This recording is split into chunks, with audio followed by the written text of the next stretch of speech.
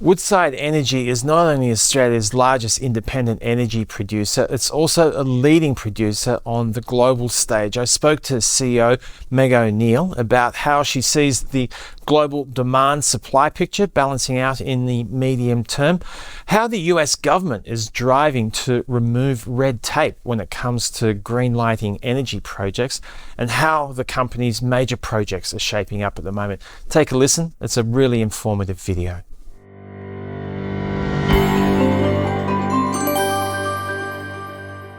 Meg, it's a very fluid landscape presently when you're trying to get a handle on energy demand. You've got OPEC releasing more supplies in the near term.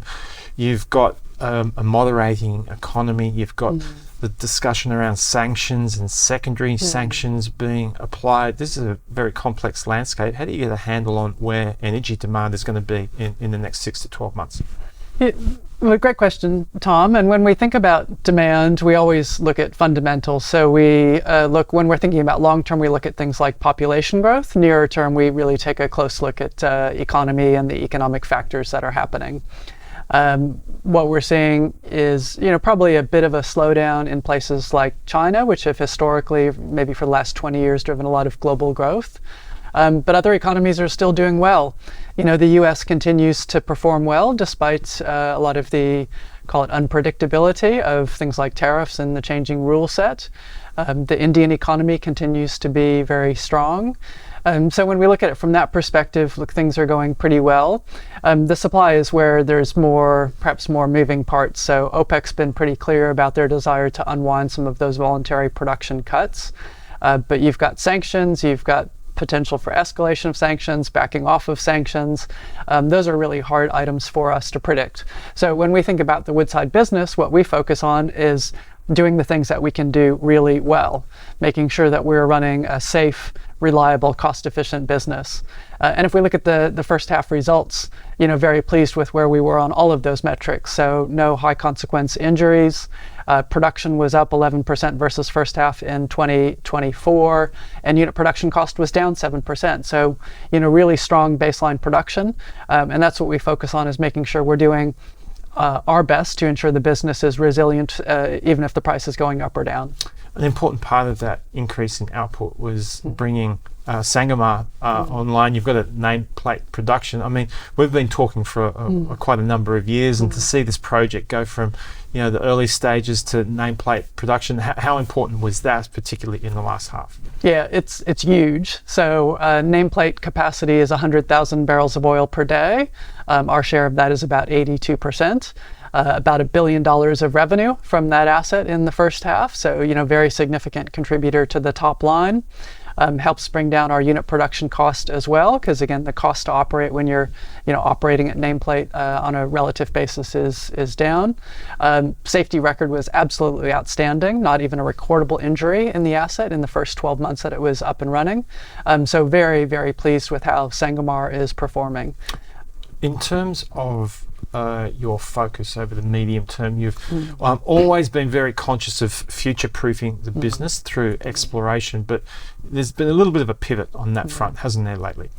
There has. So we've got a couple of very significant growth projects underway already. So the Scarborough development, which is developing a new gas resource off the coast of northwest Australia.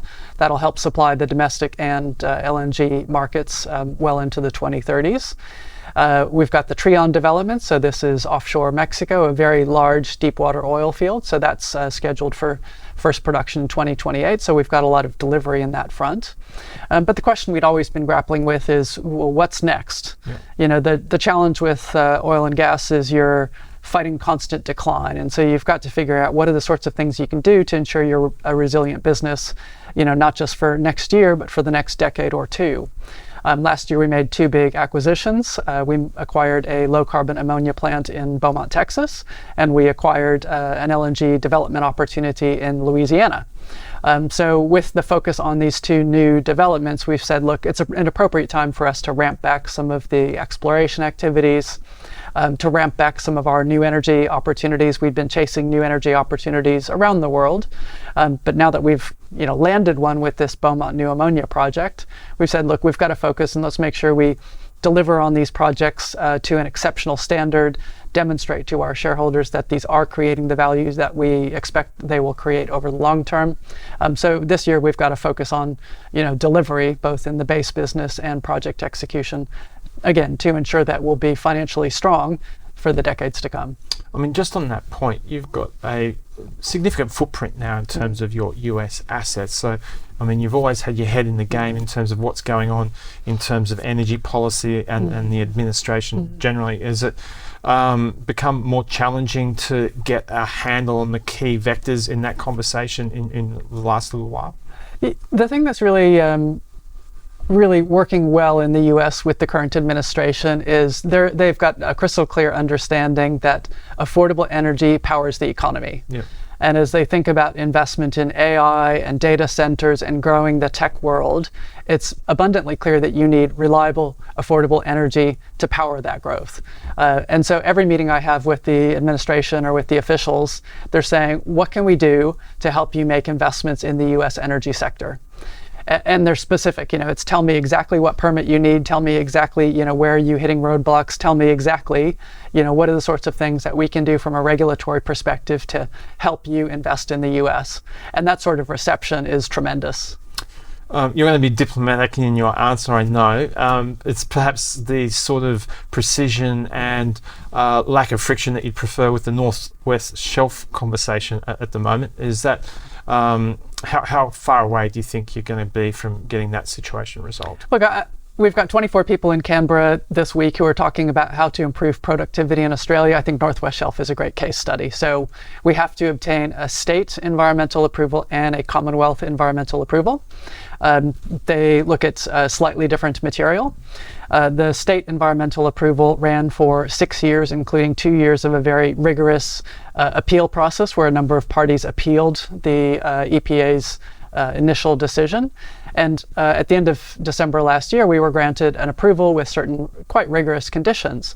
We're going to have to invest in the plant to be able to meet those conditions. And it's all about protecting the rock art, which we agree is important to protect. That cultural heritage is precious to Australia and the world. What we'd like to see with the Commonwealth is the same sort of conditions that are scientifically based and technically feasible.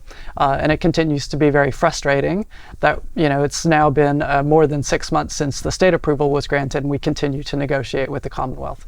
So I hope it'll be resolved soon. But again, for the 24 folks in Canberra, this is a great example of where we can improve in Australia.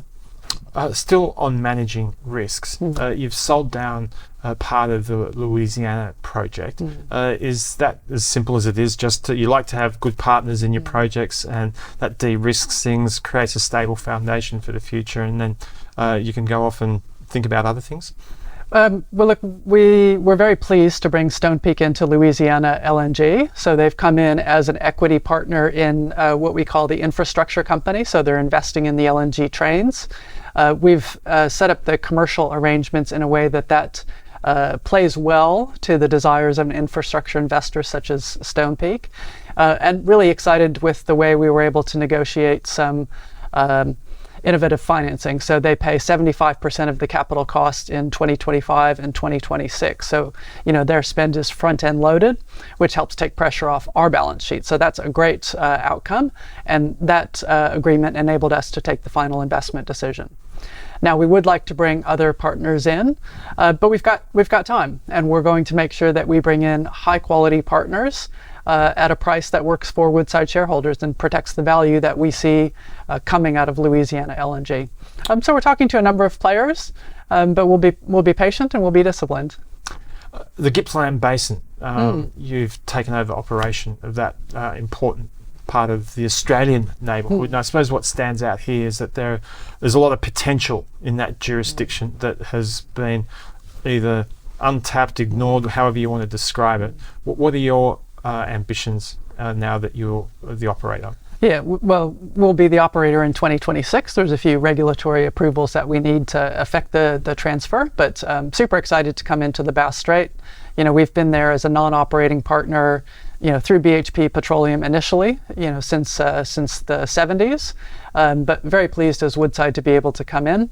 One of the things that we've seen in the venture is that there are some discovered pools of gas that really just never made the priority list for the venture as a whole.